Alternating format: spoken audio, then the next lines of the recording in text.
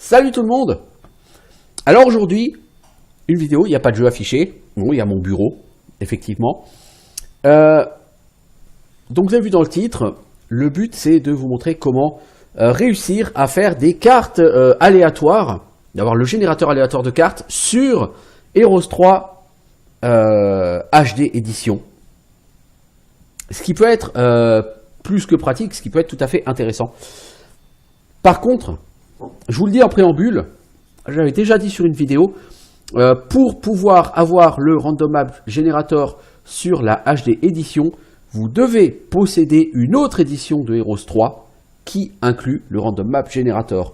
Donc dans mon cas, j'ai la version Heroes 3 donc sur GOG, Heroes 3 Complete, hein, donc que j'ai acheté sur GOG. Donc Heroes 3 Complete, on ne présente plus, hein, c'est le vieux Heroes 3, mais c'est le Heroes 3 en faible résolution, quoi, à l'ancienne. L'idée, faible définition plutôt, l'idée, c'est de pouvoir jouer à Heroes 3 en meilleure qualité graphique. Mais comme le Heroes 3 HD disponible sur Steam, c'est que restauration en Ferracia, donc il n'y a pas de générateur aléatoire de cartes. Or, au bout d'un moment, quand vous avez joué plusieurs centaines d'heures sur ce jeu, les cartes fournies avec le jeu et les cartes campagne, vous en faites vite le tour. Et du coup, qu'est-ce qu'il vous reste? Il va vous rester essentiellement des cartes aléatoires à jouer. Donc, le générateur aléatoire, c'est bien. Donc, personnellement, j'ai cette version complète. Si vous avez d'autres versions de Heroes 3, peu importe. Je veux dire, la version complète, c'est juste celle qui est la plus facile à obtenir aujourd'hui. Vous pouvez l'avoir sur GOG pour un prix relativement modique. La mienne, je l'ai eu pour moins de 10 euros. Donc, c'est pas exactement cher, d'autant que c'est quand même un jeu qui vaut le coup. Donc, ici, on doit avoir H3 Map Editor. Donc, il faut que vous notiez ici le chemin où se trouve ce Map Editor. Ensuite, une fois que vous avez installé H3 HD, vous allez sur ce lien Steam que je vous mets dans la description de la vidéo. Donc c'est une discussion qui date de 2015. Cette discussion, elle inclut un lien en particulier ici, tout en haut de la partie, avec tous les modes à installer. Et en particulier, donc on va sur ce lien. Et en particulier, le premier mode nommé s'appelle HDE Mode 1.22. Bon, c'est la version 1.22. Elle date de juillet 2016. Il y a d'autres versions éventuellement. Bon, moi, je vous recommande la HV, la 1.22. Vous téléchargez ce mode. Et vous l'installez donc. Alors, hop. On va le télécharger.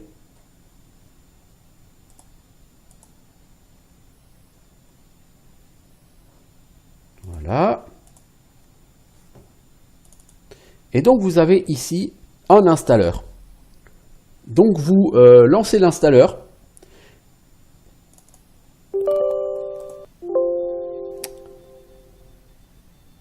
Alors d'abord, effectivement, avant de lancer l'installeur, c'est vrai que ça peut être utile d'extraire le bousin. Donc moi j'avais déjà installé, voilà, donc je ne vais pas l'extraire. On va aller dans le dossier téléchargement. Voilà. Dans le dossier téléchargement, une fois que vous avez des IP, vous arrivez là. Vous avez H2 mode installeur. Voulez-vous installer le mode dans le chemin suivant? C'est Program Files et Steam, etc., etc. Si vous voulez le mettre ailleurs, parce qu'en fait, lui, il va vous demander votre dossier de HD édition. Donc il vous dit par défaut, normalement, le dossier de la HD édition, c'est Program Files x86, 6, Steam Apps, etc., etc. Si ce n'est pas votre chemin, en l'occurrence pour moi, ce n'est pas le chemin, vous allez choisir, tout simplement, là-dedans, le chemin dans lequel se trouve votre jeu. Moi, je ne sais pas sur lequel j'ai mis. Bon, bref, donc vous choisissez le chemin. Et une fois que le chemin est fait, vous suivez tout simplement l'installation. Une fois que ce mode est installé, alors là, il y a d'autres modes qui sont présentés. Le H3M Convert pour convertir des cartes de ABSOD ou même WOG au format ROE pour qu'elle soit compatible avec la HD Edition. Vous avez ici un autre convertisseur de cartes pour convertir les cartes ABSOD. Donc ça peut toujours être sympa si vous voulez faire des cartes qui étaient disponibles sur les add-ons et qui ne sont pas du coup disponibles sur Restauration Feracia. Donc une fois que vous avez installé le mode, je rappelle HDE mode, en l'occurrence la .1.22, vous lancez Heroes 3 HD et vous allez avoir du coup un launcher qui va être un peu plus développé.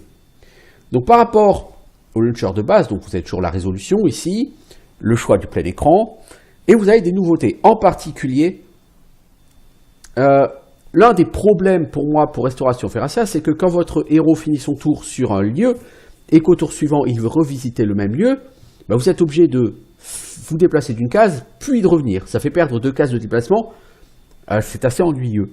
En particulier quand vous finissez votre tour dans une ville, et que vous voulez pouvoir agir de nouveau avec la ville, ou alors vous entrez dans le truc de ville, mais de manière générale, ça peut être assez relou. Donc vous avez une option qui a été mise en place avec les add-ons, qui est, vous appuyez sur la barre espace et vous pouvez revisiter le même lieu. Bah ça c'est une nouveauté, vous pouvez le sélectionner. Vous avez une extra hotkey qui vous permet d'avoir des raccourcis clavier supplémentaires, oui. Pouvoir jouer avec 60 FPS au lieu de 30, ça c'est pas vraiment nécessaire, je veux dire on est sur du Heroes of Might and Magic, 3 on n'est pas sur un jeu très récent, donc 30 FPS généralement c'est largement assez. Ne jamais cacher le curseur, no sound delay, ça c'est pour supprimer le son au début de combat. Parce que quand vous lancez un combat, peut-être les 5 premières secondes du combat, c'est toujours un petit thème musical qui annonce le début de combat.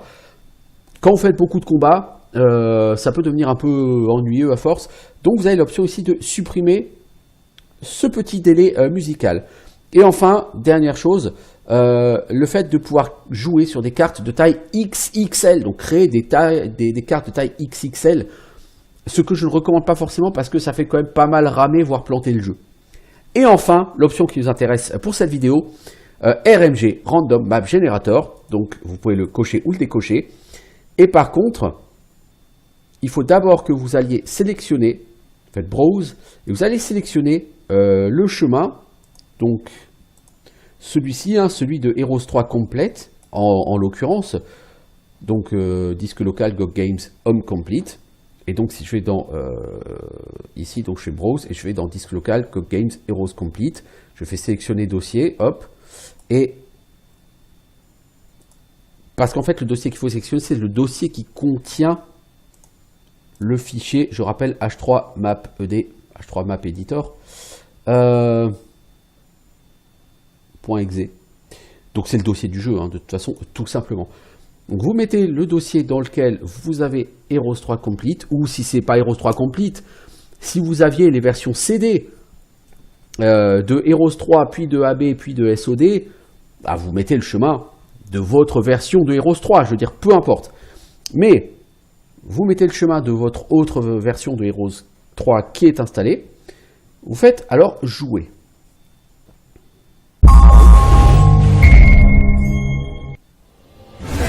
Couper l'intro. Et ensuite, faites nouvelle partie, scénario. Et là, qu'est-ce qui va se passer? Le jeu se minimise et vous avez cette fenêtre là qui s'ouvre. Et cette fenêtre, c'est la fenêtre de création de Random Map. Alors, c'est pas comme effectivement sur la version basique des anciennes versions de Heroes 3 où quand vous sélectionnez, vous avez un bouton Random Map et vous sélectionnez ça directement dans le jeu. Là, le jeu se minimise et vous avez cet écran. Donc, vous pouvez choisir un template particulier. Donc si vous voulez vous baser sur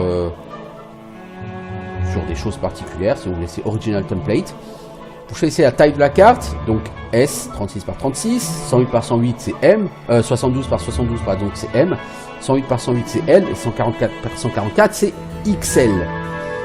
Vous choisissez avec tout level map si vous souhaitez des souterrains ou pas. Ensuite, vous choisissez le nombre de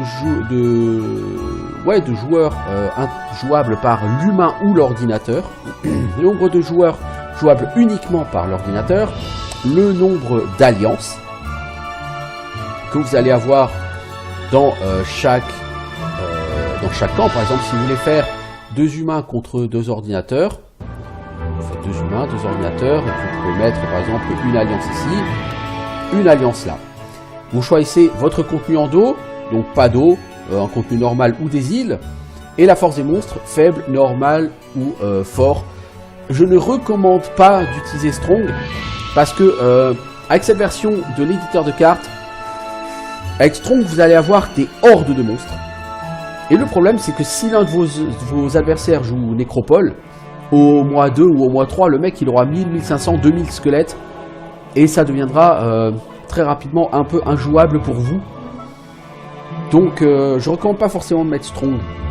À titre personnel, je joue plutôt en normal, parce que sinon vraiment la nécropole devient complètement fumée. Donc admettons qu'on choisisse de l'eau, on n'en veut pas, des monstres normaux, ok. Et reste ici la partie dont j'ai pas parlé, c'est la partie de sélection des villes. Donc vous avez 2 possibilités, c'est de fixer de manière définitive les villes pour chacun. Par exemple, mettons le rouge, il veut une nécropole, le bleu il veut une tour, le marron veut donner Inferno et le vert le Stronghold. Si vous faites ça, vous créez la carte et d'office, chaque couleur aura ces villes-là qui seront attribuées et elles ne seront pas changeables. Si vous laissez en random, vous allez lancer la carte et chaque couleur aura une ville qui sera aléatoire. Et là encore, les joueurs ne pourront pas choisir leur ville. Ce sera aléatoire, d'office. Par contre, si les joueurs veulent pouvoir choisir leur ville, vous avez ici un bouton Selectable Player Towns qui par défaut, alors attention, n'est pas coché. Donc il faut bien penser à le cocher. Si vous le cochez, alors les joueurs pourront choisir leur ville. Une fois que ça c'est fait, vous faites OK. La carte se génère, c'est très rapide. Puis vous recliquez sur l'icône du jeu en bas pour le relancer. Vous arrivez donc sur la liste des cartes. Et dans la liste des cartes, il y a une carte qui s'appelle ici Random Map. Et vous faites option supplémentaire. Et vous voyez, donc on a bien 4 joueurs avec 2 équipes. Le rouge et le bleu. Contre le vert et le marron. Vous choisissez votre difficulté. Et effectivement, vous voyez que chaque personne ici peut choisir sa ville et son héros. Voilà. Et donc, si vous n'aviez pas coché la case Selectable Towns, ici les villes seraient fixées en E. Même si c'est aléatoire, ce serait fixé, on ne pourrait pas choisir sa ville. Après, le gros problème que vous aurez avec ce générateur aléatoire de cartes, bah, c'est que, mais ça c'est le problème qu'il y a toujours eu sur les générateurs aléatoires de cartes, c'est que 9 fois sur 10, vous n'allez pas commencer sur votre terrain. Bon, ça c'était déjà présent sur le générateur aléatoire de cartes des anciennes versions de Heroes 3. Et donc après, quel est l'intérêt de faire tout ça? Vous pouvez faire des random maps sur Heroes 3 HD. Parce que je vous rappelle que Heroes 3, si vous ne jouez pas en HD, ça ressemblait à ça. Vous voyez, c'est plutôt vilain. Bon, c'est Heroes 3 quoi. La version de base. Et donc si on regarde tous ces graphismes et si maintenant on repart sur la HD, c'est quand même vachement plus joli. Donc voilà, c'était juste un petit tuto sur comment générer ces cartes aléatoires sur Heroes 3 HD. Encore une fois, il faut pour cela posséder une ancienne version de Heroes 3.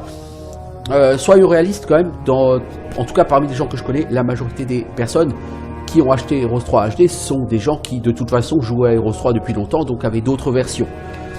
Et du coup, bon, Heroes 3 HD, il est quand même à 15 balles de base sur Steam. Il n'est pas a priori cadeau, mais honnêtement, pour la beauté du bousin, j'ai envie de dire, moi je suis toujours bluffé. Je veux dire, je trouve que ce jeu est vraiment très joli. Et puis ça reste Heroes 3. Et du coup, grâce à ça, vous avez la fonctionnalité, admettons que j'ai envie, je sais pas moi, admettons que Tante il est là, il passe son tour et il a envie de... Ou mieux, on va le mettre ici. Et admettons j'ai pas assez d'argent pour me payer un truc, je passe mon tour, au tour suivant j'aurai assez d'argent pour m'acheter le power-up. Et je fais espace. Et là, je peux acheter le power-up. Alors qu'avec Restauration Ferracia, ça marche pas. Donc vous êtes obligé de bouger puis revenir pour acheter le power-up. Ça vous bouffe du mouvement, c'est juste pas pratique. Bon, c'est peut-être un gadget, mais moi c'est le genre de gadget qui m'énerve quand il n'est pas présent. Donc voilà, j'espère que ça vous aidera à faire des petites parties en random map sur Heroes 3 HD. Pour moi, ça justifie totalement du coup l'achat de Heroes 3 HD, parce que comme dit, quand vous avez des centaines et des centaines, voire même probablement des milliers d'heures sur ce jeu, comme c'est mon cas, il y a une chose que vous faites quand vous jouez, bah, c'est des random maps, parce que les cartes du jeu, vous les avez déjà faites un paquet de fois, parce que les campagnes, vous les avez faites un paquet de fois, et du coup, bah, qu'est-ce qu'il vous reste à faire? Bah, découvrir de la nouveauté quand même. Et donc faire des random maps, et bah, vous pouvez le faire avec la qualité graphique de Heroes 3 HD, et je vous assure, c'est vraiment quelque chose qui, je pense, vaut le coup. Voilà, sur ce, je vous dis à bientôt pour autre chose. C'était un petit tuto rapide sur Heroes 3 HD, les random maps. Ciao tout le monde, à bientôt.